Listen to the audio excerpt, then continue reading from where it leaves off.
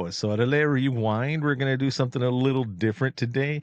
I remembered the other thing I wanted to talk about, Deborah. We'll talk about it in a little bit. Okay. Now, some people, hello everybody out there in listening land, in the podverse, in the pod people's area. I'm Josh. Cobweb. And I'm Deb. Deb's back there. We're gonna get her own camera. One of these days, I'm gonna convince her to go sit on her lap with her On my laptop on her laptop, and she'll get back on her own camera.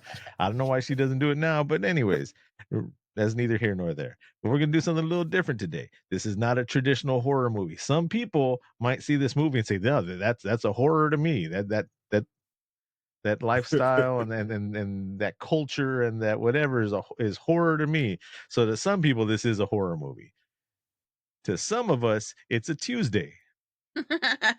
Yeah. You know. So today we're talking about Blood In, Blood Out, Bound by Honor. Bro. Uh-oh.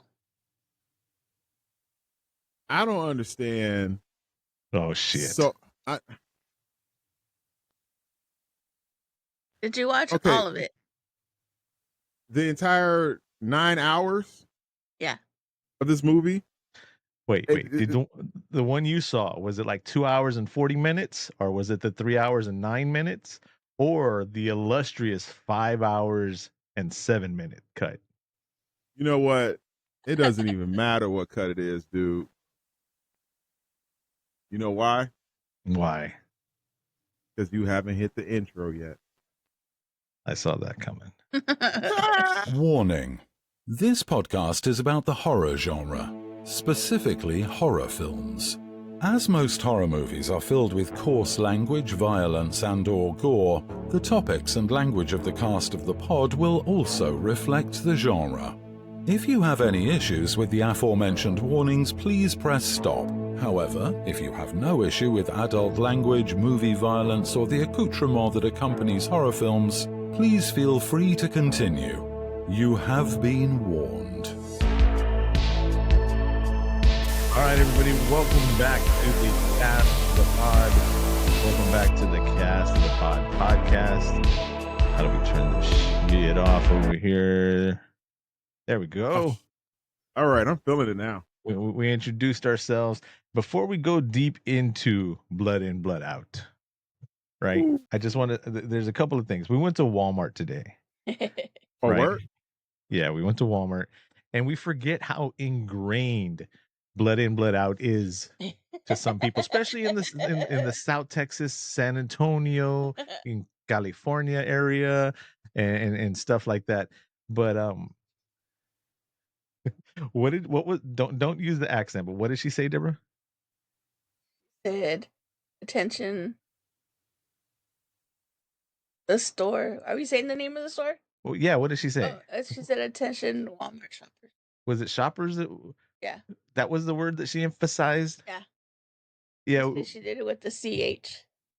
We were in Walmart, and we were getting... She said, what? Attention, Walmart shoppers? No. It was like, ladies and gentlemen, attention, Walmart shoppers. That's what she did. Yeah. It's like, ladies and gentlemen, attention, Walmart shoppers. Oh my God. Suddenly rewind. And then she realized what she did. All right, who idea was to do this movie? Who big idea? It was Josh's idea.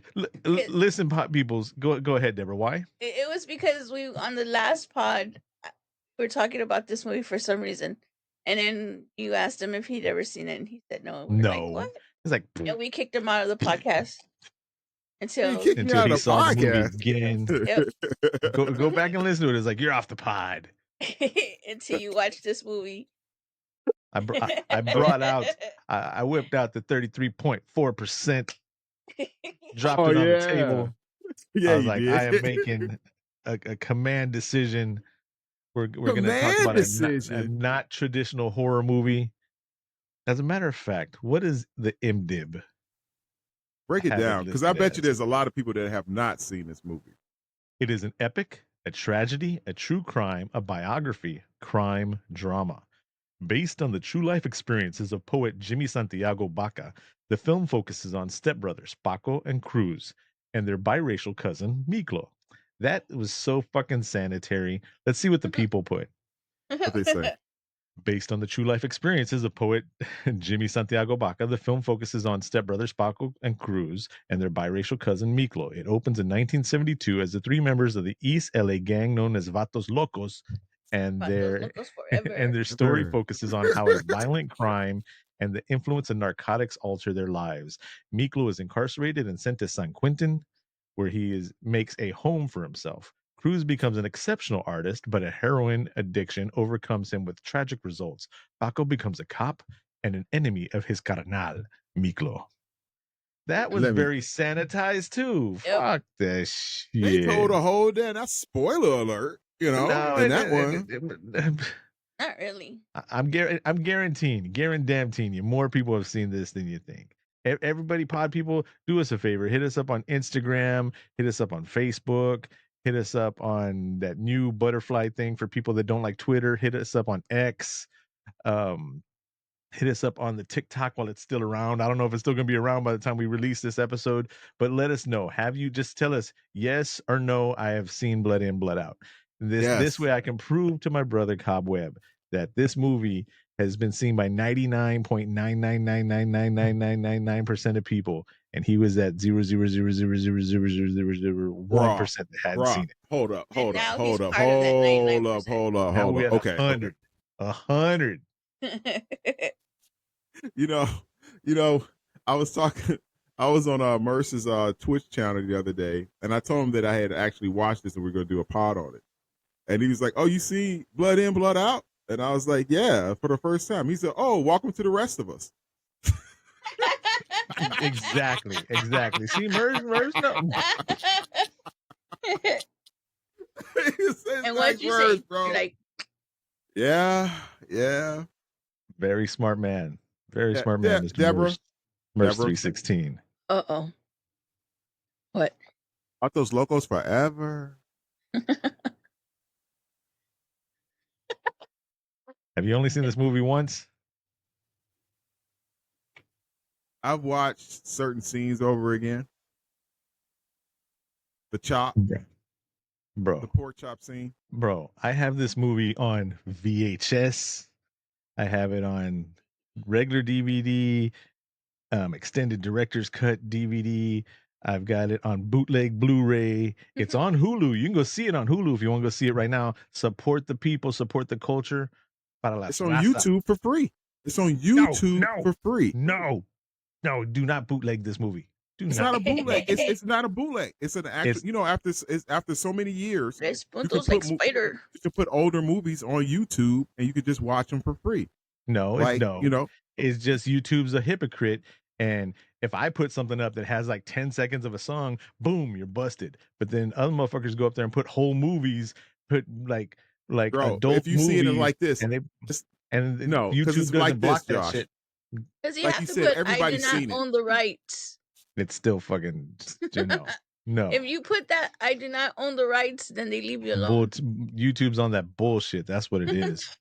I believe that for 100%. On that bullshit. You know, like when you go on Facebook and then you see people post videos and stuff, and they say, "This is not my song. I do not own the rights," and then their videos stay up there. That's like those dumbasses that put that Facebook does not have the rights to my pictures and my whatever. Motherfucker, that shit happened when you click past all that stuff and you signed up for it, the end user license agreement and all that. You already skipped past that shit. Don't put no post. You don't have my permission. Motherfucker, it's gone. It's done. Man, please. They be on that bullshit. I agree. Yeah. Yeah, they are. They do whatever they fucking want to do anyway. You know how they are. Exactly how they are, man. They took down our freaking one of my GIF photos or videos and stuff like that. The Thriller one. The GIF one, yeah. Yeah. The Thriller video that we did with us. That's why you don't go see no bootleg Blood In, Blood Out. Watch the real Blood In, Blood Out. Go on Hulu. That way, they just recently, this past year, they finally put it on Hulu. So now the creators, the directors, and the people that get paid for it can get paid. Sometimes I just let it play overnight while I'm asleep.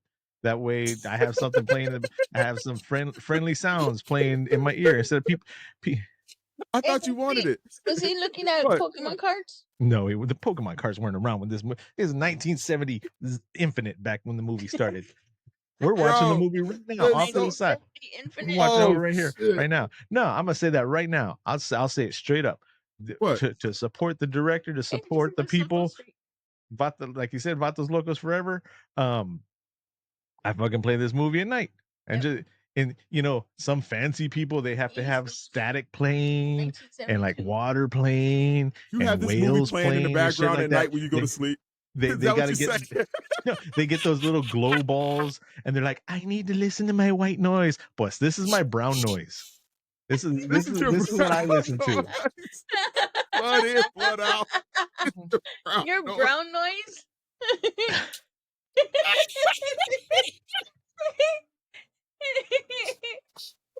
Motherfucker, please.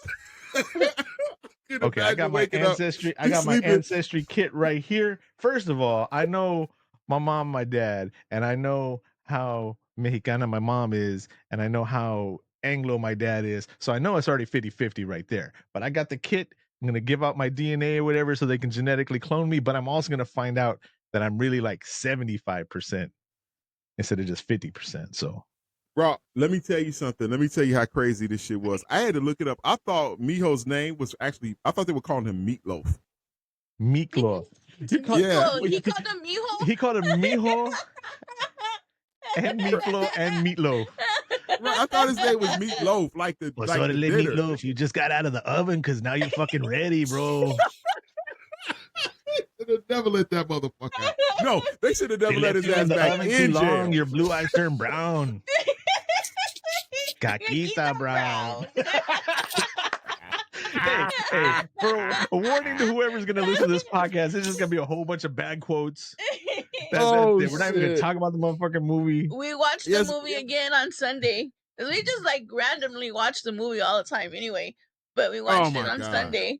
And I did not realize that every time somebody comes on camera, they're like saying some kind of name to a different nickname.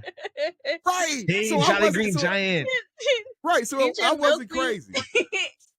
No, you're I'm not crazy. Because I thought I was just like, I had to turn on the closed captions to see what this motherfucker's name was and look it up on the app here. Because I'm like, is this Meatloaf or Meatloaf? What? They did call him different names. Meeklo. Meeklo. That Miklo. Oh my God. They should have. Meek, like Meek Mill without the alleged puffy. And so I know. I get that. It's just so much about this movie to dive into. There's only 3 hours in the movie. There's only 3 hours in these crazy ass fools' world. I mean, you get swallowed up so quickly to it, and you just like, really? Is that what we doing right now? I'm like, oh shit.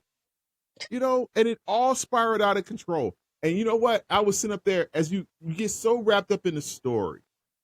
And I did. It was to the point to where I knew exactly how everybody was feeling and exactly how it ended, who thought it really was, and why he was acting that way. And it was just like straight up crazy shit, man. This movie fucking was rocked ass, dude. I'm not going to front.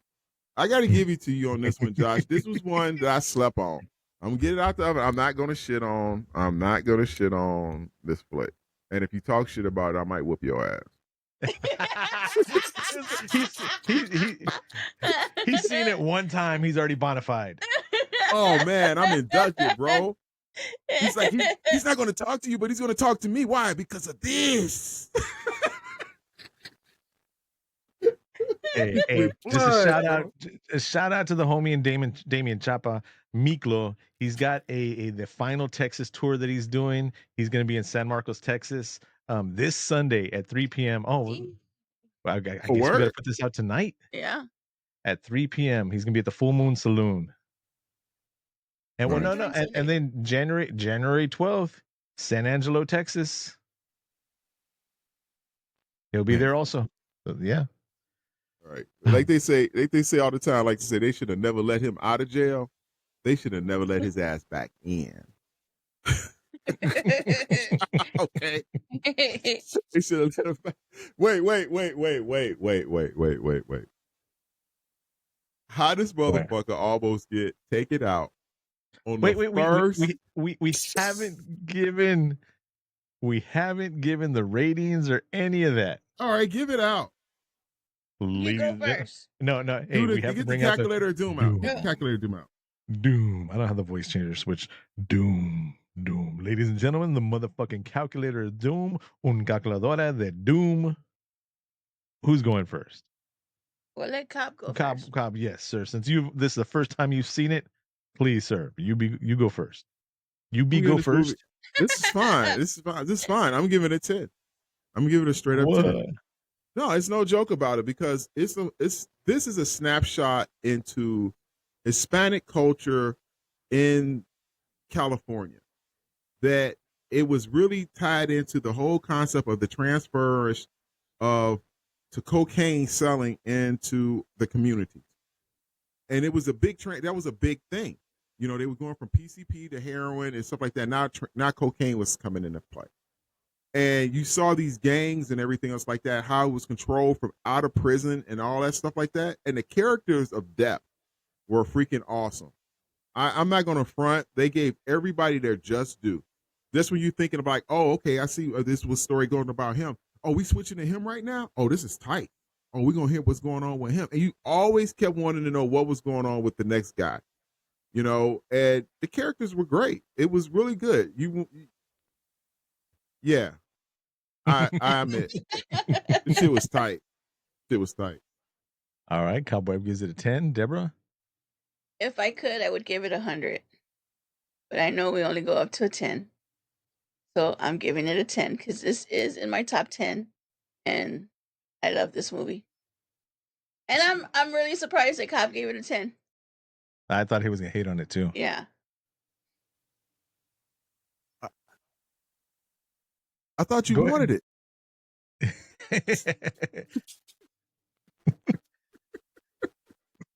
I don't want his rating. I want a good podcast.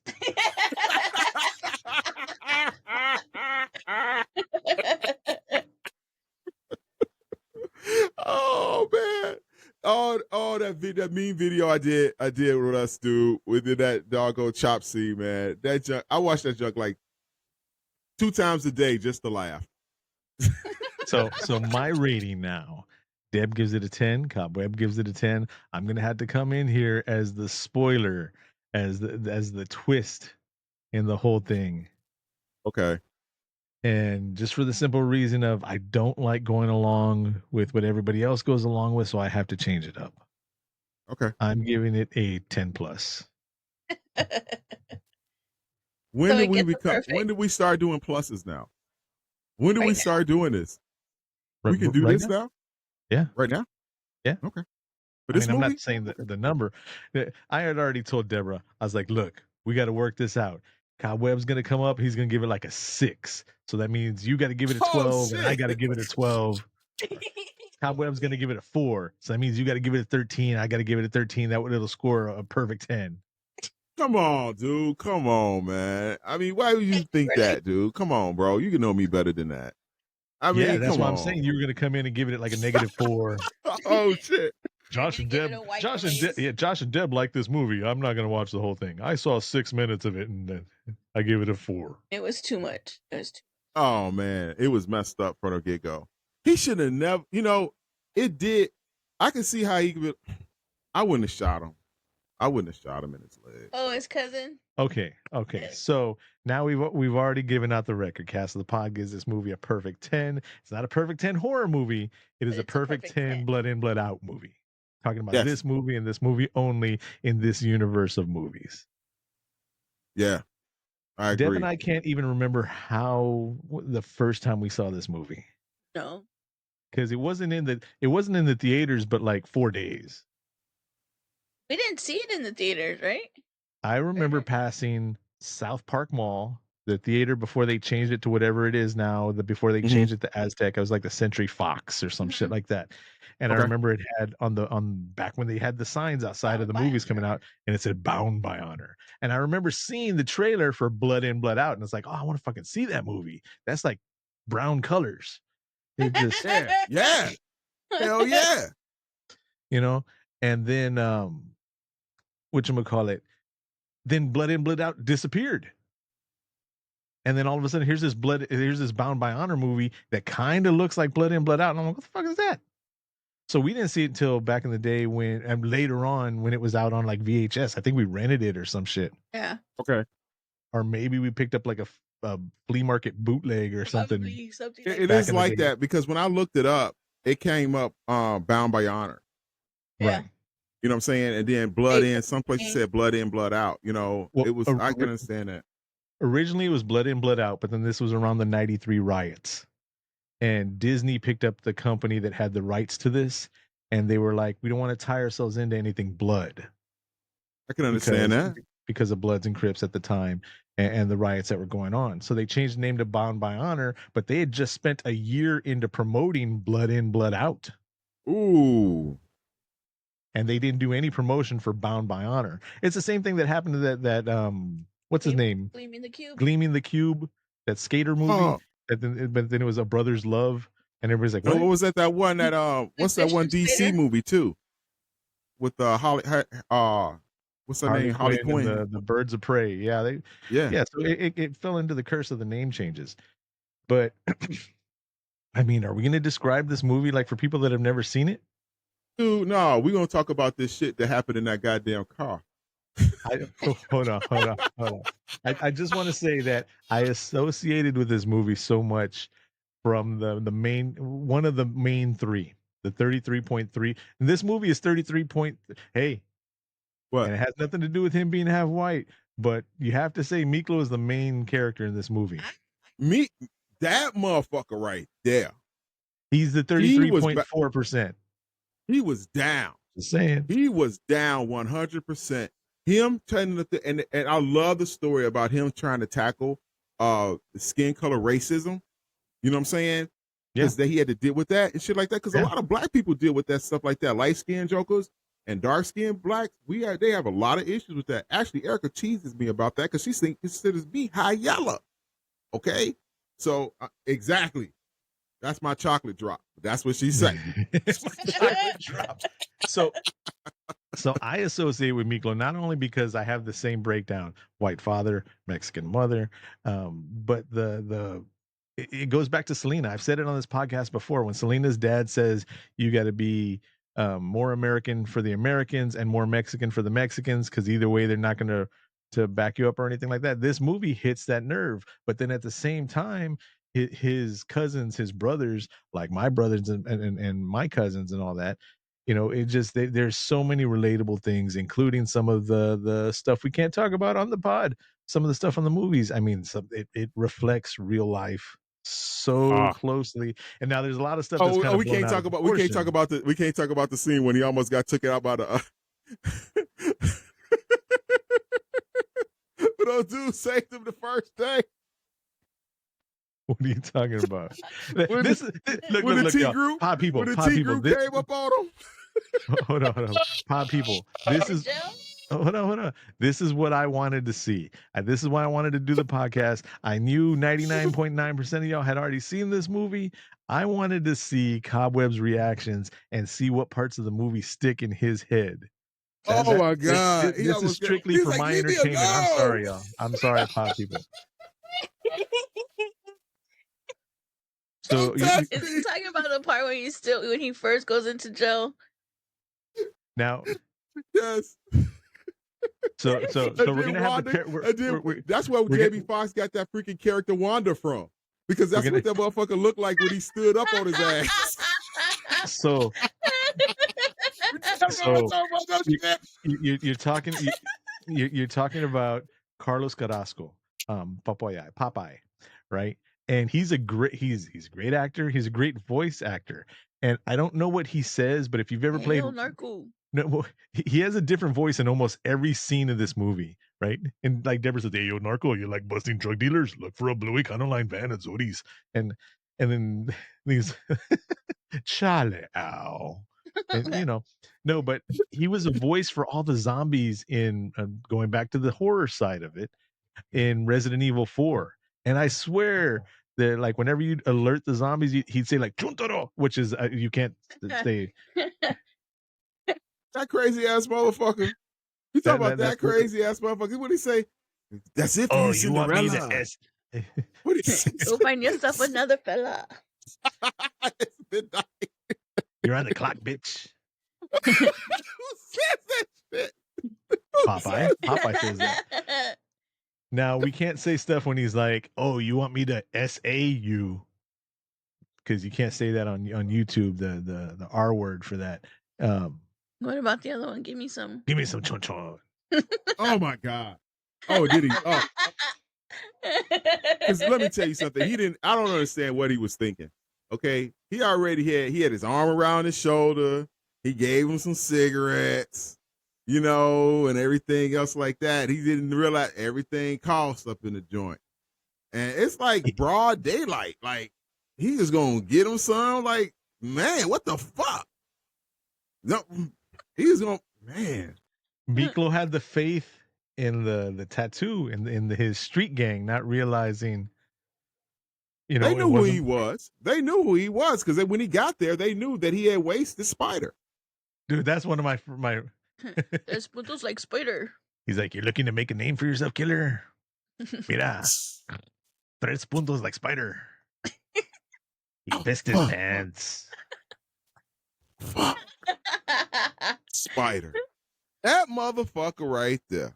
And how funny that they became best friends. They were the ones. Now, don't talk about the ending. Do not talk about the ending until we get to the end of the pod. Not because we want to spoil it for people, but I want to work towards the story because, like I said, I want to see your reaction to this movie. I want to enjoy how you enjoyed this movie. So wait. So okay, they set their asses up. Okay, it was because that was fucked up how they did their brother on that damn fire hydrant. That shit was fucked up. Okay, so let's try to keep a semblance of the pod. Since I'm glad Jeez Louise, man, what the in the locos is going on?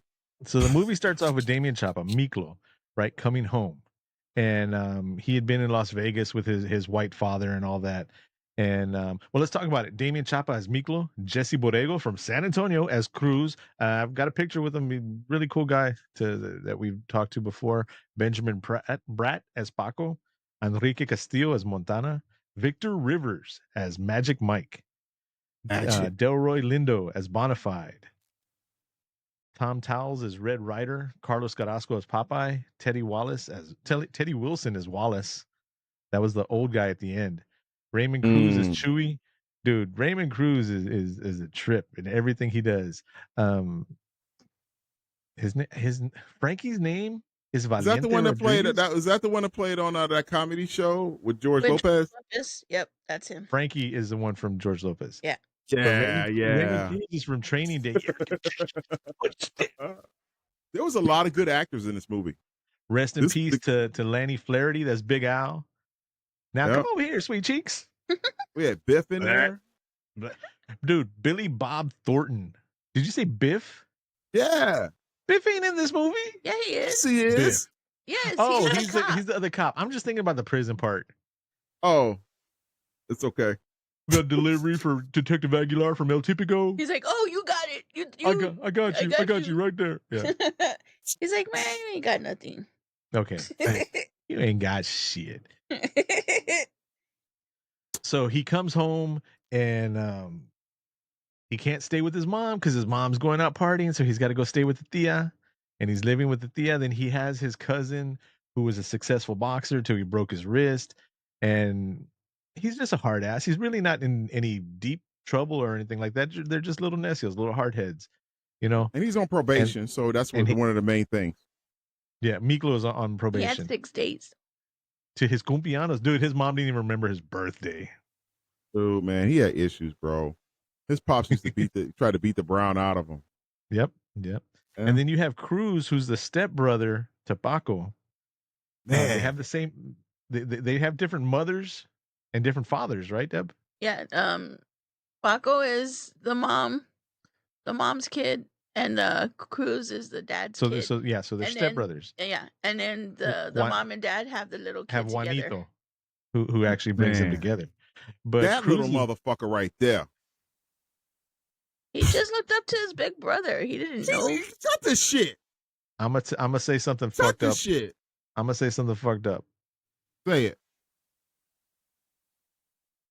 I mean, I don't know. No, I'm not gonna say it because there's too many people that fall into that trap, not even knowing because they're just imitating their brother or whatever.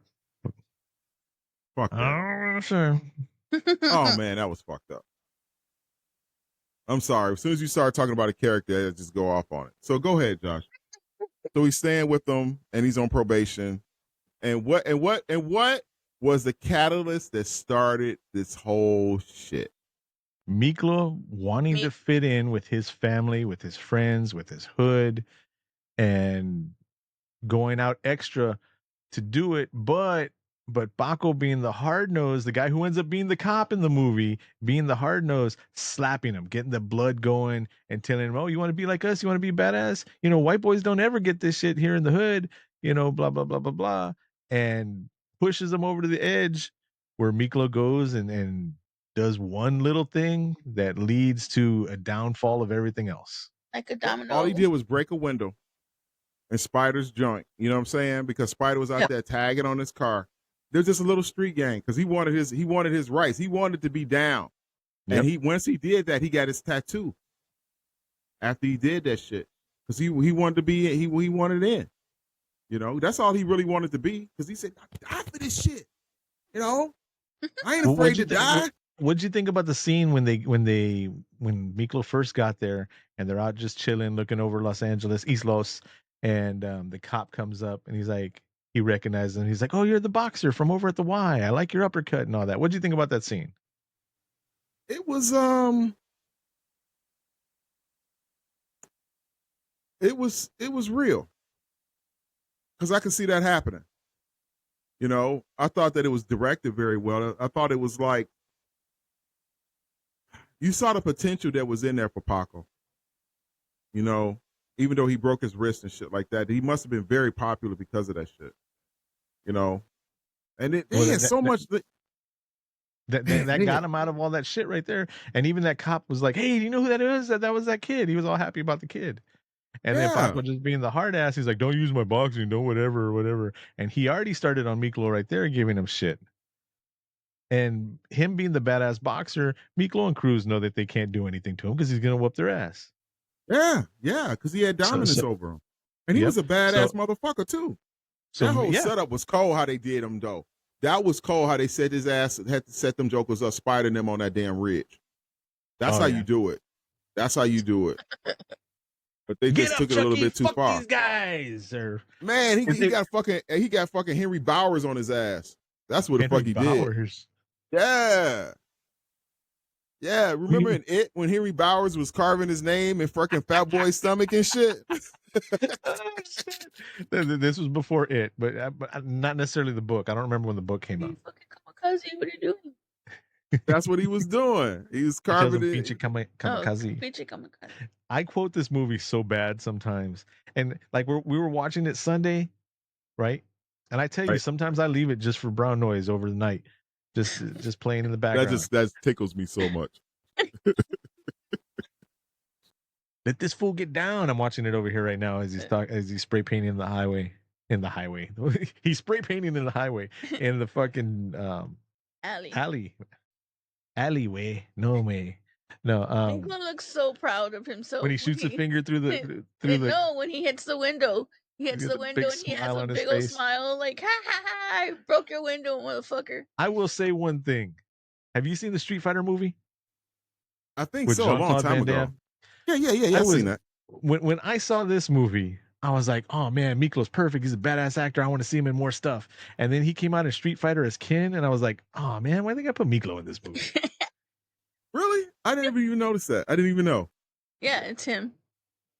It's been so long since I've seen both of them. I do want to see Damien Chapa and a whole bunch of other stuff, but I didn't want to see Ryu and Ken put as secondary characters. They've always been my main characters for Street Fighter, over Guile Ryukin and Chun Li. Those have been the three main ones for me. Anyways.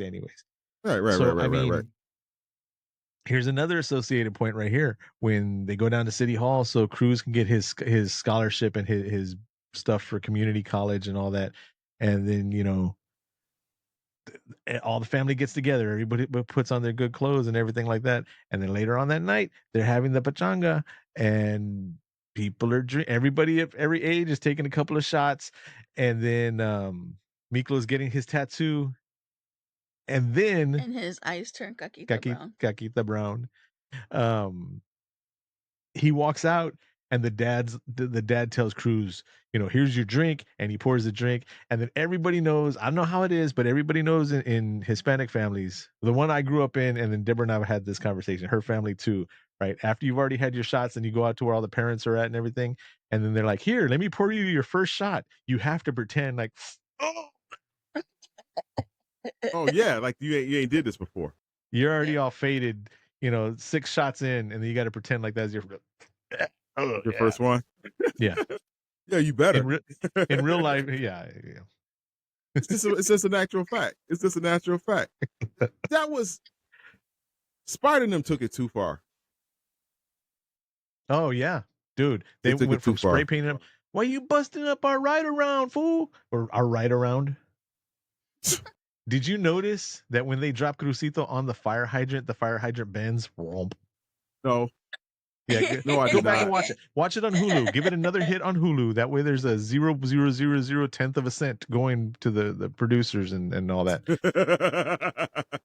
the fire hydrant, just because it's good, man. That was fucked up. But let me tell you something. I knew, because I didn't read the IMDb. I didn't know anything about this movie. I went straight into it. Good. You know how I am, right? So I'm sitting up there thinking about as soon as he came out of the hospital from that fire hydrant incident, and he was telling his brother what was up with him. I was like, and he said the morphine is the only thing that helps. I said, that joke about to be addicted to heroin. Oh yeah. As soon as he said that, I knew that was going to be the problem. I knew that was going to be the problem. And he was so talented. Yep. Man, them jokers right there fell out over some real shit. So, wait a second. I don't know if we can talk about what's up, bro? Josh Depp. All right, I want your honest opinion. Would you have shot him in the leg? No. When he was running away, we caught him. So we're getting there. We're getting there. So what happens is, Crucito gets attacked after the car gets busted up. So it went from just a tagging thing to busting up a window on a car. So what do they do for retaliation of the breaking the window? They find Cruz, who's making out with his girlfriend, right? And they drop him spine first. This is for the people that may not have heard this. Spine first onto the top of a fire hydrant. And then they cut his placazo, his tattoo, off of his hand. Woo! So he goes about if I would have shot Miklo or he's going into the third part of the movie. And it's just we can't go step by step because there's so much of this movie. We're gonna miss so much. Exactly. But that's what I'm saying. Want to get the basics. We would have a 3-hour podcast. 3-hour pod. Right. So he's in and out of jail. See, here's the difference. Because Meatloaf was he was on probation. Right. Right. I was thinking Meatloaf. Sorry. He didn't have anything on him. So that's why he was able to go to the Marines, so he didn't have to go to jail. Yeah, like Miklo. Miklo was already on probation. He was a two and done. This was going to or one and done or something like that. He had some shit on him. Right. And how the hell did this fool let me say you something.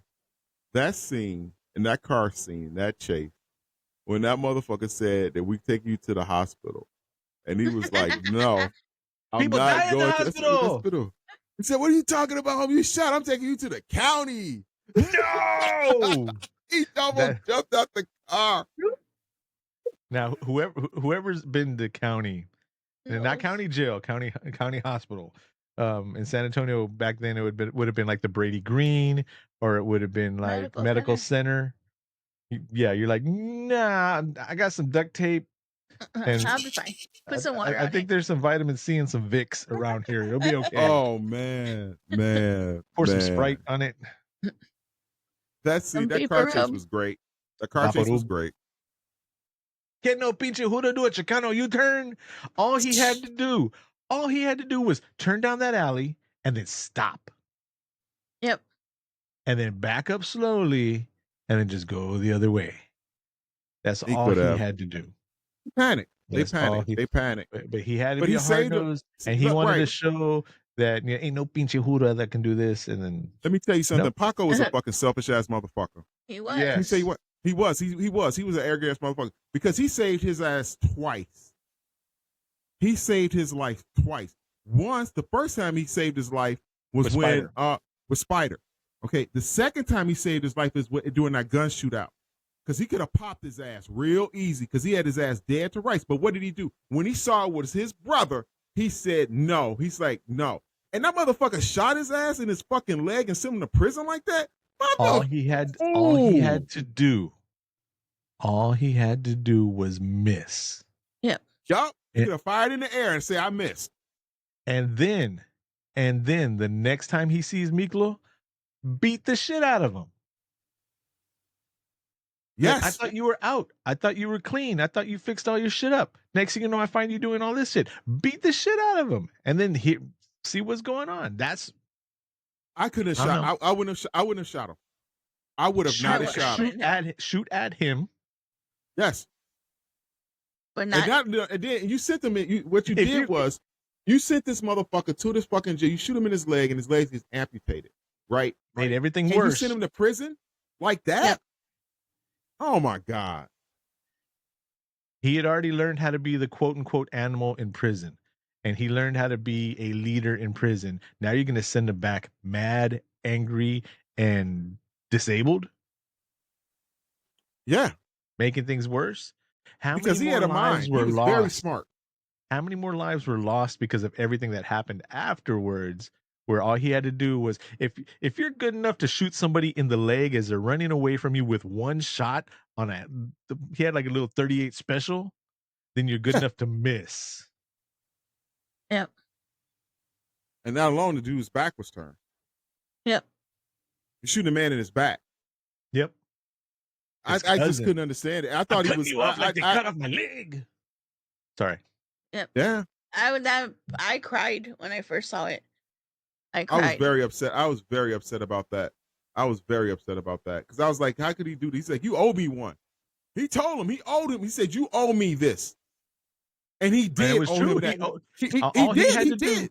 All he had to do was wait till he saw Miklo again and beat his ass. That's right, all because he had to Milo do. saved his ass. He would have been dead if Spider would have got his ass on that damn hill.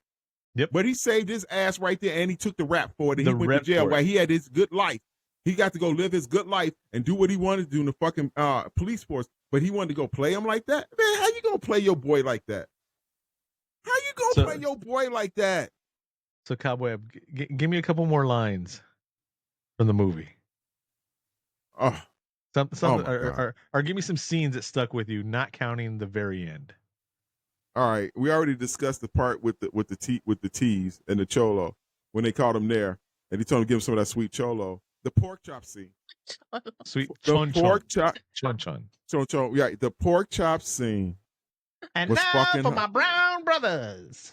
That whole shit was fucking hilarious. Hey, I'm gonna say this. Hey. Sorry, no more tortillas. I'm sorry. I can do the pozole rewind. Get up, Chucky. What are we gonna do? Stuff like that. But that Brown Brothers comes out way too naturally. I'm gonna say that. I heard some sunshine at the back of that line over there, Chief. Oh my God, that sounds just sounds too hard. It's just like they're waiting to come out. You need to be sitting up front, eating good with the white folk. Enough. God, what the fuck was going on in that jail, man? What the fuck was going on in that prison? That motherfucking prison was fucking on 10. I remember Big Al's been in a bunch of movies, but I remember him most. And he had a little bit part, and he's barely on the screen for anything. In Mickey and Mallory in Natural Born Killers, he's in Right? the slow motion scene when they're at the diner, and Mickey throws the dagger, and you see it. Oh yeah. And Big Al's one of the three guys from there. One of the Oh, truckers okay. or Yeah, whatever. one of the guys that Let me tell you something. What's fucking funny? That was funny was after he said no, I want him dead. Did you notice how quick Magic picked up that goddamn pork chop and started eating it? Yes. just started eating it. This motherfucker. He's like, I'll take it. Oh man. I didn't say I didn't want his pork chop. Wasn't Magic in that movie with Eddie Murphy where he's like the governor or the senator or congressman or some shit like that? Yeah, he was. I know what movie you talking about. Let me get up the MDib. I got it. Google Dev got it. That was tight. That whole him and Magic was a freak. They relationship was tight. Because Magic had his back throughout that whole thing. He's like, me and you, Magic, me and you. Okay. At because the end of the movie, oh, go ahead. When they have the big twist, we won't talk about the big twist or anything like that. But you see them destroying evidence and all that. And their hands are next to each other as he's destroying the evidence. And then you see the Vatos Locos and the Tres Puntos tattoo right next to each other. Mhm. How? I mean, it's like a full circle. It was a full circle of life. Because the whole thing started because of Vatos Locos and Tres Puntos. The distinguished gentleman. He was Armando. Armando. That junk right there. Dude, he's been in a bunch of shit since way back in the day, since like 84. The air I breathe. Man, because you know what it was? What tipped him out was when he got back there, he was working hard to try to stay up. And old dude screwed his ass over on his fucking gambling debts and shit like that. And he was just trying as fucking hard as he fucking could. He was staying at that one little room. He had that one little spot trying to keep his shit together. And there he's trying to stay on the straight and narrow and all that shit when he was on probation. But them motherfuckers just kept fucking with him. That motherfucker dropped that goddamn dime on his ass. He said, he went back the world, little. Yeah, he went back to work. Yeah, right. That motherfucker. He went back to, yeah. He went back to what it was with Meatloaf is that he went.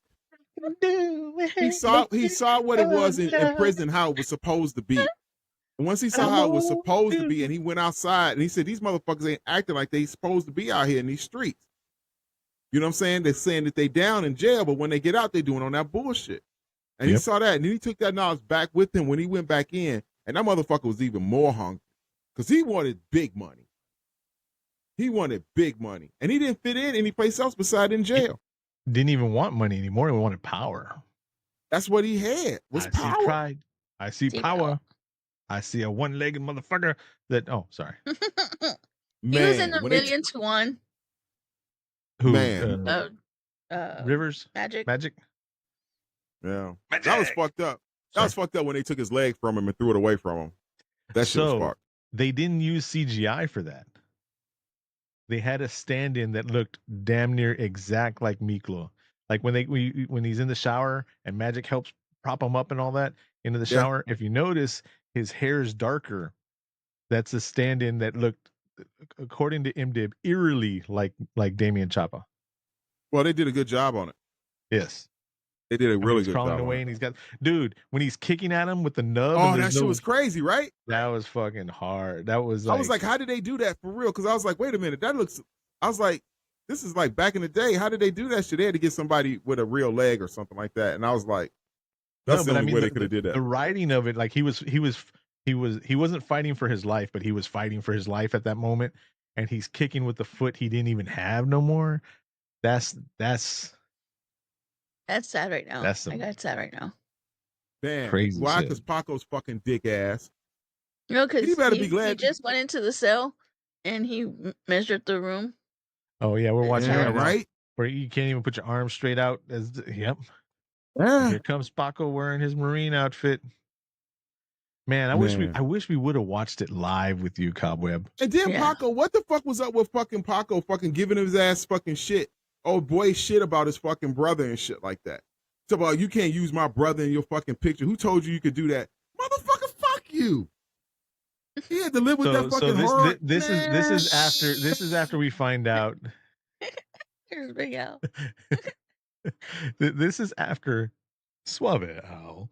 This is after we find out Paco ended up being this badass cop and all that stuff. And this is after he shoots Miklo, and he hasn't been to Crucito's house in years, and he hasn't been dealing with Crucito as he's been a junkie, and he shows up out of nowhere and he sees the picture, and even his friend, oh my god, I can't believe I don't remember his name. Was it Chewy? Yeah.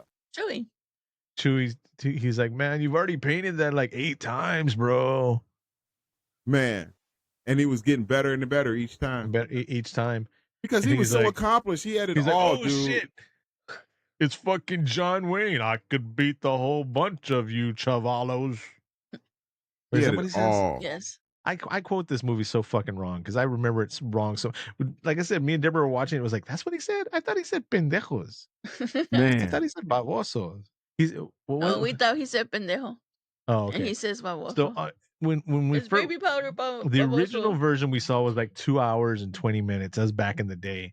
And then when the DVD came out with the extended cut, it had that scene when at the end when they're going after what's his name's brother, his cousin, and he has all those rolled cigarettes in the cigar box. Right. Right before that happens is when Paco goes and he tries to get information from him about what this after they blew up Cheap Times. Oh, yeah. Because they think Popeye is the leader. And he throws that bag of Coke in front of him. And then he's walking away. He's like, it's baby powder, baboso. And all this time we thought he said pendejo, but he said baboso. And so like it happened. And you ever watch a movie and you know it in your heart and you quote it all the time, and it's like part of you, and it's like boom, boom, boom. And then you watch the movie and it's one thing is different. You're like, what the fuck? It's like that. I was just talking to Erica about that today when I first realized that when I was watching Crush Groove today.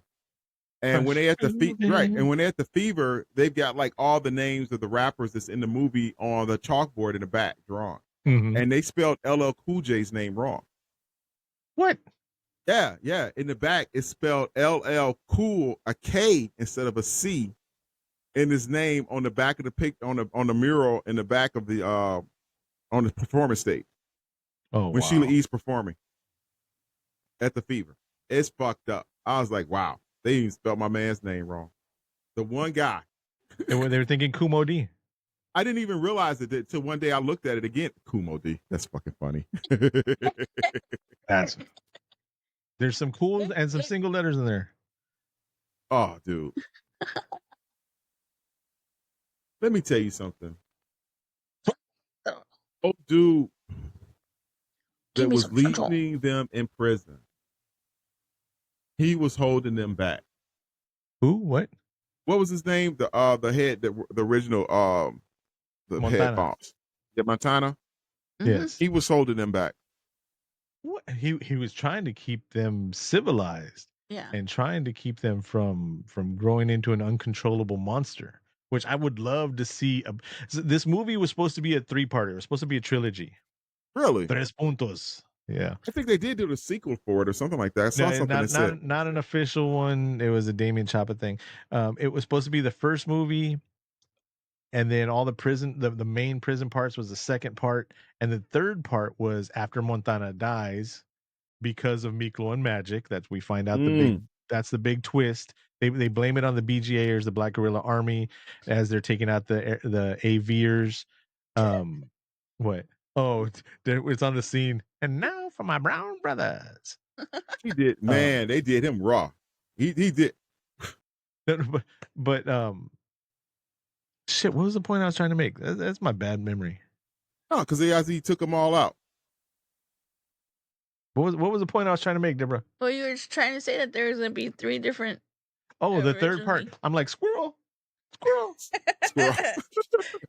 Well, it's because Big Al came out on the screen. Yeah, Big Al. Big it's my Al. uncle. I just He did not want to do as bad as he wanted to kill Big Al. He did not want to deal with Big Al. I'm gonna say this right now. I'm gonna say this right now. Go ahead, say it. If you've ever met my dad's family, you would swear Big Al's one of my uncles. Oh shit. Not the way he acts, but the way he looks. He would definitely. He would fit in. Oh my god. Big so the third part was supposed to be Montana's 14-year-old daughter growing up and being in the dope game and finding out about Magic and Miklo and getting revenge on them. That was supposed to be the third part that they never put out, that they never filmed. They filmed part 1 and 2 and then put it into this 3-hour movie, but it was supposed to be a 5-hour movie broken down into 3 parts. That junk was raw. How he got his ass Montana in the damn jail cell, though, right? He's like, "Yeah, I'll hold it for you. I'll hold it for you." Cha cha cha cha cha cha cha. Ooh, man, I don't know who that taco eating motherfucker was. Man, he was like, "I didn't do it, man." Taco eat motherfucker. That was Teddy Wilson Wallace, who passed away shortly after this movie. Oh, he's been in some shit. Look. He used to play on Good Times. I thought you wanted it. What? Yeah, Sweet Daddy Williams. Sweet Daddy Williams on Good Times. Workshop. He was in Tales from the Crypt. So see, there's a whole bunch of horror. There's a whole bunch of horror tied into this movie, so it qualifies for cast of the podcast. I'm down with it 100%. Montana took off with his apple. What was up with the apple? What was the reference for the apple all the time? What was up with that? They had to have some type of symbolism or something. I don't know what you're talking about. I don't either. I just remember the apple the one time. Yeah, no, the apple was in multiple scenes. Apple. He put the apple on his tray, and then Montana took it, and then he gave it back to him. No, he walked off with it. And he gives it back to him when he had it in his cell. When he tells him, "Oh, you speak Spanish, so do parrots." Yeah, he did. I was gonna shave off all my beard and everything, and then that was the other thing you wanted to talk about. If you look at my mustache naturally does the magic. The magic, the soul patch right here. I was gonna shave all that shit off, and I was like, nah. So do you think after I decided on not cutting back into real life, back to life, back to reality. Sorry. So when I decided I didn't want to shave my shit off, right, I was like, all right, I'm gonna go get some beard dye. Okay. Now look, y'all are grown ass men. I'm gonna say this: if this doesn't apply to you, then I ain't talking to you. Right. But if it does, you know who I'm talking about. I'm at Walmart and I go to get some beard dye. If you can dye your shit, that's fine. Own up to it. Be a man. Right. Just whatever. You know, if somebody calls you out on it, be like, yeah, I did. I wanted to. What the fuck? Does it matter? Right. I dyed mine for you. Right. But all these motherfuckers ashamed of dyeing their beard, breaking open the boxes and stealing the fucking hair dye, beard dye. Fuck y'all at Walmart. It's $7. If you can't afford $7, then dyeing your beard ain't gonna help you because you ain't got $7 in your game. So fuck that shit. Get your shit fucking together. Say, and if you're too embarrassed to admit that you dye your beard or whatever, then don't fucking dye it and just deal with your grays. Man. Do you think? Let me ask you this. Let me ask you this question. Do you think that Magic was disappointed that he had to stay? No. He wanted him to leave. Because he had that much power that he knew exactly where his people were going. Even if they said they was breaking them up, he was like, you're going here, we're setting you up with here, we're giving you all of this like that. And Magic was like, what about me? You're staying with me, you're gonna be my right leg. They became the Tina Turner and the little guy and the bald special needs guy, the master blaster of the Thunderdome. That's what they became. Oh, what the Miko fuck? was the brains. Magic was the brawn with a lot of brains. But yeah. And then Danny Trejo's in this movie. I'm gonna just say Danny Trejo, Danny Trejo, Danny Trejo, And Danny Trejo. and Danny Trejo. I want to go to get some Trejo's tacos. Okay. Bro, don't even get me started on tacos. Last night I fell down the rabbit hole of the history of tacos. I haven't had tacos in about a week. I haven't had tacos since this morning. You know what I want? Not right now, but you know what I want? What? Some street tacos. Yes. Carne asada? Yes. That does sound pretty good right about now. That's what I'm talking about. See, this is how we get here at Cast of the Pod. Now we're sitting up here getting hungry and trying to figure out what we're going to eat for dinner. And that's what happens. You know, I was like, hey, what are you guys having for dinner tonight when you listen to this podcast? Just let us know. Drop it in the comment section. You know, what I have for dinner segment. You know, there was a scene that I didn't notice, that I don't remember, when Big Al, it's happening right now on our screen, when Big Al's talking to... Did you see his eyes? He looked all sad. Like he's like, nah, baby cakes, do things what you want to do when you want to do. It's all right. And then he was like, don't rush me out. He's like, oh, dude, when he licks Al's finger. Bleh, bleh. Look, no offense. If that's your thing, that's your thing. That's not my thing. So it's okay if that's your thing. So it needs to be okay that it's not my thing. And that just shows you how good of an actor Damien Chapo is. That was too... Oh, Big Al too. But no, but the he tells him, he goes, Popeye tried to take it and I nearly bit his dick off. I'm like, what? Thank you for not having the director's cut. Oh my God. Well, he had to play the part. Dude. He like was I said, so that's smart. your thing. That's your thing. And there's nothing wrong with that not being my thing. Yeah. Milo was so smart. He was every so time, fucking every time smart. you say Meatloaf, but I won't do that. That's what he told Big Al. Man, Big Al. And then when he got him, caught him, then he caught him. Then when he caught his ass in the back like that, he was up there with the cop. The Crooked Cop. There you go. I give you the movie to finally have your every podcast referring to bad cops. Yeah, Crooked Cop. Crooked Cop in this one right here. Funded all that money. And then Milo took the money too. He was so smart. Yep.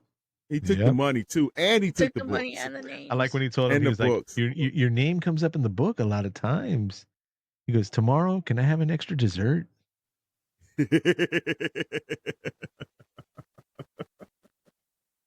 I loved it. Cruz Candelaria, the soul of the barrio. The barrio. You knew he played them like a fool. Because once he came in there for his second term, he knew he wasn't getting out no time soon because he had a murder case. Hey, what did you think about three unknown actors in this movie? Somewhat unknown at the time. Ving Rhames. Yup. Danny Trejo, and what's his name? White guy. Deborah, what's it? Billy Bob Thornton. Billy Bob Thornton, yeah. I thought they did pretty good. Ended up being big names in this movie. Because this movie was packed with stars in it. Before they were stars. Even what they said. It was my man who played who was the leader of the gorilla. Black Gorilla Army. Yeah, what was his name? Who played him? That was Delroy Lindo. That fake afro. He's come out in a lot of movies too, right? Yeah, dude. He's Get Shorty, The Core. He was in that Aaliyah movie that Yeah, what's his name? I can't remember it offhand. He's good. Well, the one with Jet Li. Is it Jet Li? Wasn't he the dad? He played in Rage in Harlem. Romeo Must Die. He was Isaac O'Day. Mm. Were they speaking Swahili?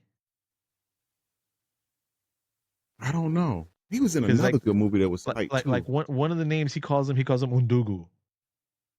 His number two and remember? And then they're saying some other words and I don't know. I don't know. He was in I some thought they were gang. He was in some gang movie. Oh, that was Raging Harlem when he was in Raging Harlem when he came back and he got addicted to heroin. when he was younger. Yep. Man, we're already in this part. There was so much. Damn, man. He was so good. That whole how he set everybody up. I was so happy when he asked Paco if he wanted a job. He was like, "What are you asking me?" What do you mean? What scene are we talking about? At the end, when he was asking him, when he offered him a job to join the gang. Oh, you're talking about Miklo. He's like, "You trying to get me into your gang?"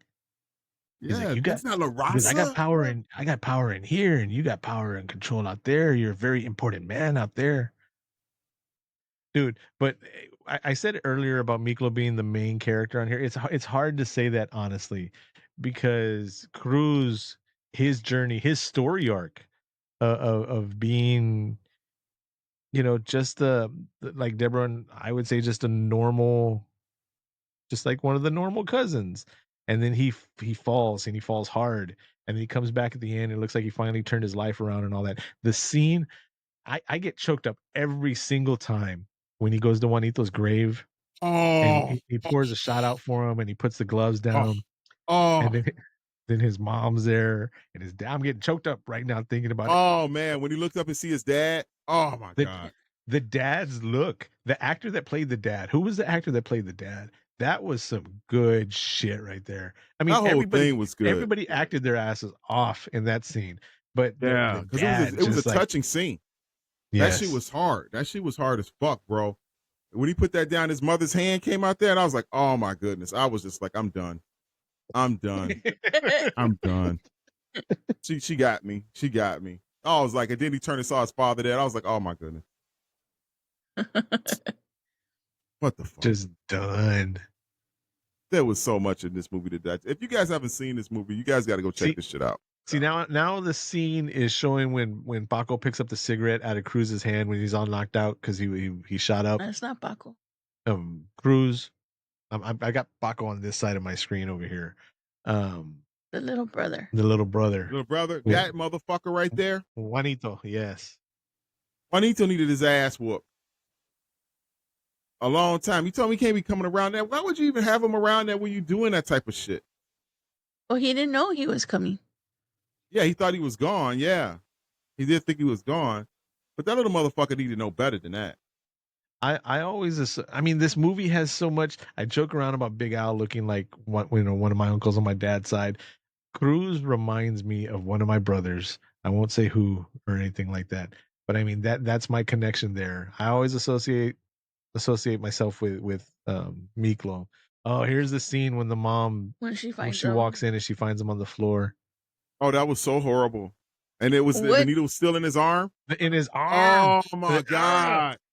Oh my God. Did she have in the jars? It looked like she had tomato sauce. I don't know, or she lost it right then with sandia or something. I don't know. That was so fucked up. And she knew he was gone. She knew he was gone, and there was no. No, and she was telling him to get away, and then she started crying. Bring him back. Yeah, man, I cried. That was rough. That was rough.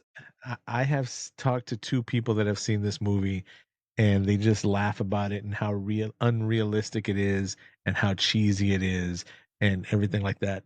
And it's like, it must be nice to live a life where you can't associate part of this movie.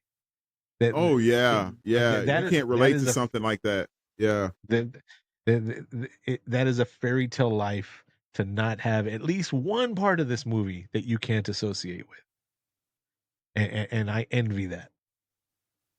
Man, they living a good life, bro. They living a good life. Something like that. They live. I told you, people be living in a bubble, bro. They live in a bubble. That's what they do. We all out here in this bubble world, and that's what they do, man. Everybody wants to live into their own world, and don't interfere with my bubble, because you might pop it, and if you pop my bubble, I'm gonna get upset, and I'm pop your bubble, and everybody's bubbles are getting popped, and the birthday party's all ruined. We're at the scene right now when the dad tells him, "You're dead to me, like Juanito." Oh my God. And then stepson Paco, he's like, "I'm here for you, Jefito." Oh, that made me so mad. He's like, that made me so mad. Paco like, just, Yeah. You didn't want to pay the electricity back in the day, and you did the he's not my dad, he's your dad. And now all of a sudden he's your hijito. He's just waiting to jump in place to be the loving son, to take the fuck. Look I'm at telling me, you. I'm in the service, and I'm gonna be this, and I'm gonna be that. Well, Talk about forgetting where you came from. My cousin. Not only was Miklo his cousin, it was his blood cousin. Like they were fucking. Yeah, you should have let him go. Man, this movie brings out too many emotions. Sorry to anybody that's listened to us this far and been like, "Are they going to break down the movie?" No, we're breaking down ourselves. I'm sorry, I'm having to break down as it is. Y'all need to just go watch this shit for real, man. Just go sit down and watch this. You got plenty of time. It's the holiday season. Time it took, y'all gonna be off. Watch this shit and chill out and be like, okay, all right. Yes, the time it took to hear this part. Look, I'm crying. I'm crying from the funeral scene. I'm got a tear. Got the one solitary tear. Beer? There's a tear in my beer. Oh my god. The time that it took to listen to this podcast, 2 more hours, and you'd watch the movie. Yeah, we're already an hour and 10 minutes into this. I just want to throw something out. Yes, Deborah, please throw it out. Okay, so for our regular listeners, watchers, viewers, whatever, right? That know how they probably thought the same thing that we did, that Cobb was going to be like, if they'd seen the movie and they were going to think that Cobb was not going to like the movie or going to be hating on the movie. And then he saw the movie and look at how much he likes it. If you have not seen the movie, you need to go see it. Because even Cobb likes it. Okay. Yeah. So yeah. It is. It's the brown. It is the brown version of Colors. It is. It is Colors to that power. T-Bone wants his rabbit. T-Bone wants his rabbit. Out of all the horrible shit that happens in Colors, that's the scene that sticks in my mind most. Yeah. Every movie has that one scene, and Damon Wayans trying to fuck that rabbit. Out of all the traumatic things in that movie, that's the part of Colors that scarred my brain the most. Everybody remembers that scene with Damon Wayans trying to fuck that rabbit. How on that PCP? God. How on that goddamn PCP? That's another quote in this movie when Carlos is bringing out his drug money, and he goes, it makes Miklo's gambling book look like milk money, and then he brings that out, and then like Deborah said right now, somebody's like, Christmas time. It's just so many little quotes that anyways. Oh man. Oh hey. Now go ahead. What were we gonna say, brother? No. We got some time. Wait. Album of the week. ODB. Yeah. I can't see it clear on this side because I upload. For those of y'all that watch this on YouTube, and it looks crystal clear for the both of us. I don't know how I look on Cobb's side, but on my side, it shows it all choppy. But when we do the render, it's all beautiful and clear and everything like that. That's just how Riverside works. Right. Now this is a original press of 36 chambers, and it sold for $10.99. And now how much? The original one, I don't know. I have to look it up. I can tell you this right now. They're out of print. I'm glad you're looking at it that way, because a lot of my friends. Oh, look, here's another scene right here. A lot of my friends. Let me pause this. Deborah, stop. A lot of my friends, when they get something valuable like that, and I'm guilty of it too, the first thing I do is like, oh, this is cool. How much can I sell it for? and I'm glad you didn't do that. You're like, hey, this is awesome. First printing. Look at the history of it. Look at whatever. You didn't look directly for the price. Thank you, brother. Thank you for being that way. No. You guys haven't seen, because the record collection is going up very well. Soon we'll see it, I hear. Oh man, hold on. Let me see if I can turn the camera for a second. You guys can check it out. I shouldn't have said nothing. Look at that. Oh wow. Nice. I did that today. I knocked out 11 crates today. Do what I do. Good stuff. We'll start highlighting. An episode. What's in Cobweb's crates? Crate digging. Crate digging with Cobweb. That's what's Okay, up, man. going back to Blood In, Blood Out, just because the scene's on there right now. Oh, what scene is it now? This is when last time you saw Paco, he was a Marine and he was, I'm here for you, Jefito, hugging his stepdad and all that, right? Next thing you know, you see this guy with long hair and the That lady, fake ass beard. I just want to say, Deborah, is that her? Is that Yolanda? Yes, that was gonna say, fuck that bitch. There is another person in this movie. All of us from South Texas, and I'm only speaking from South Texas, right? And Because this is if you know, you know. This is the Latino and the Anglo side of me, because all of us from down here as a cohesive unit understand that this nice lady is only an actress that played Yolanda Saldivar, the lady that killed Selena. But whenever, I guarantee you, 95% of us, whenever we see that bitch on screen, we're like, fuck that bitch. We know that's not really Yolanda Saldivar. We know. Sorry, nice lady, but you done got cursed. Yep. You done fucked up. She did too good of a job. You Man, did she was all up on him though, right? They was trying to throw a party with Paco. Oh yeah, that's another one of the quotables. Another one of the quotables from this movie. Careful with the chorizo. We might need it for later. Man, it says cuidado. Cuidado. Yes, my brain hears it in Spanish and translates it to be careful. Okay, sorry about that. Cuidado is be careful, but he says cuidado. Here, let's go to the quotes. Let's go to the quotes in IMDb. We got quotes Cobweb on IMDb. said this one already. Vatos locos forever. Ese. You speak Spanish, widow. So do parrots. We already did that one. When you expect nothing and get everything, that's destiny. That's cool. Yeah. I may be white on the outside, but I'm brown on the inside to the bone. Yeah. Real shit. What? Can't say it. Yeah. I'm about finished waiting for my money, punk. Hey, why don't you take it out and trade? You've always liked Tinkerbell. She's fine. You bet cash, you lose cash. You pay cash, Pimp Mobile. Oh my God. This is one of my favorite ones, and we said it earlier. Hey, Cinderella, go find yourself a fella. You're on the clock, bitch, and midnight is coming. You got the wrong man. What line is this? Who writes this shit? That's Popeyes. When Popeye first meets Miklo. I know, but who writes that shit? Who writes that shit? That's just natural. That they were like, this is what's gonna happen in this scene. Y'all say what you're gonna say, and it just came out that way. That shit was dope. Uh-oh. Is that you? Alarms going. That's you. That's not me. Oh, Deb's alarm's going off.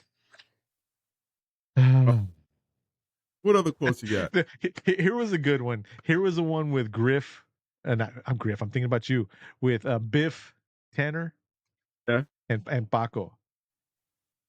Paco says, "What a dick." He's like, "Dick and asshole. That's all you ever call me. What's my name? Dick asshole." That's when they're. Are they sitting in the car? And he ask him if he wants a donut. Here's another one with Popeye's the man of a million voices. Right? What am I going to tell my parole officer? Tell him to go suck his pee-pee. That motherfucker right there. You know, that was one thing that ticked me off. He never got his just due in the movie, did he? Who? Popeye? Yeah. No, he didn't. He didn't. He just put his hat on and his sunglasses on and walked away. And walked away the way you hide in a Marvel movie. Yeah. Yeah. You kind of wanted him to get his because he started some shit. Yeah. Hey, yo, narco. Oh my God, look at this. Viva los vatos locos. I'm gonna fuck you up, you Casper looking motherfucker. Get in the car, demon. Ahí viene. Shit. Fuck you up, puto ese. That's the whole alley scene. You should try to ride a tricycle, Spider. Spider puto, you paint our wall, we'll paint your ass, ese. Why you bust our ride around, punk? Fuck you, Calendaria. We're taking over this barrio. They was really on some shit. Shit. They was on some shit. Because it was like everybody was like, it was at a point where it was like, you know, who's going to take over? You know, the city was right for the taking. It was right for the taking. So in the quotables, I mean, it gets to the point where they're paragraphs upon paragraphs upon paragraphs, and then back to Big Al. I mean, paragraph, I just paragraph, all of a sudden you paragraph. say something, then all of a sudden, Big Al. And then it says, and now for my brown brothers. Sorry, no tortillas. Oh, fuck. What's up with that mother? Sorry. Here's another one with Popeye's different voice. She looks a little bow-legged to me, Al. He's talking about Miklo right He's there. talking about Miklo, yeah. Oh, man. When they went back to old dude's house, when he went there and he took over for the job from Popeye, because he punked Popeye out.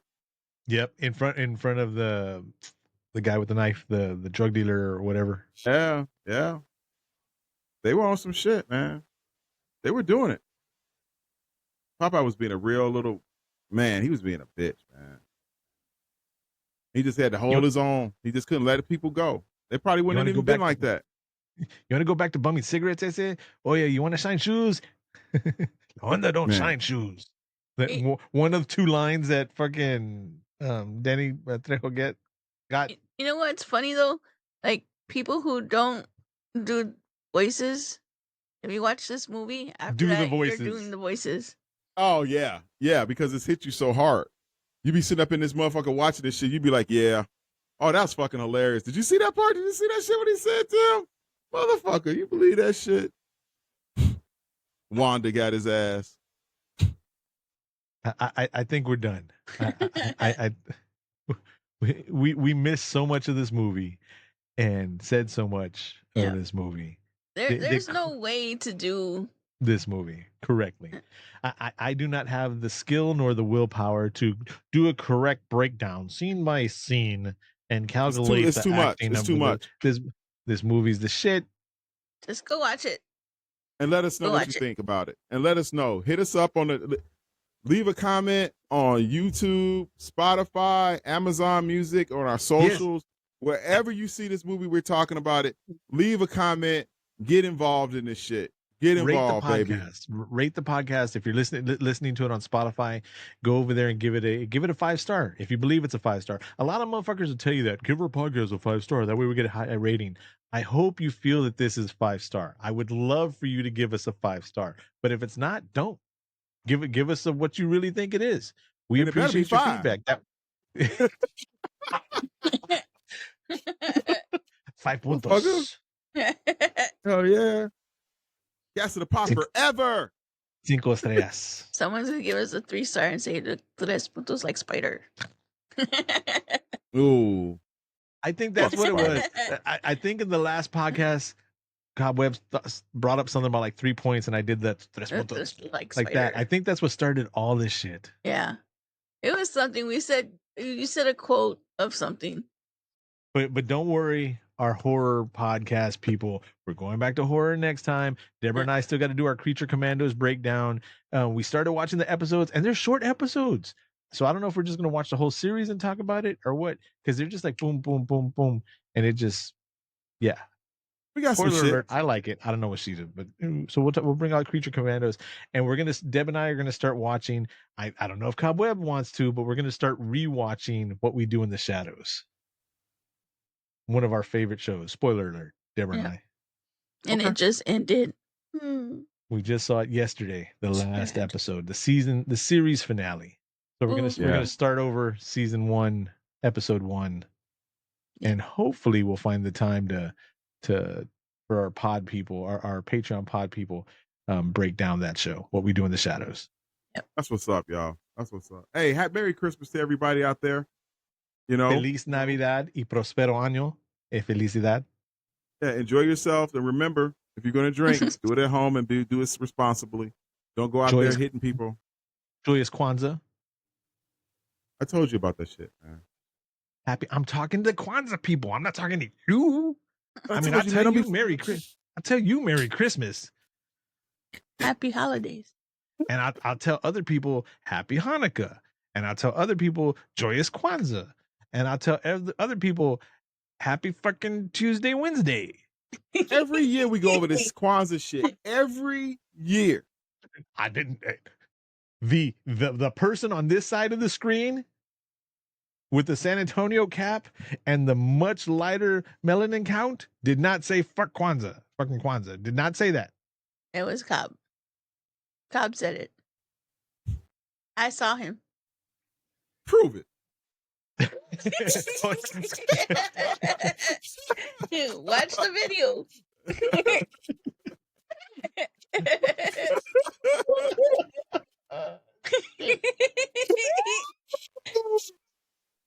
Oh, I love you guys. I love you guys. Oh, man. The feeling is mutual over here, man. If you don't believe us, watch the episode where we called the cops. We called the police for Cobweb. I paused the screen and it still has the bitch that killed Selena stuck on my screen over here. And we know it's not her. We know it's not her.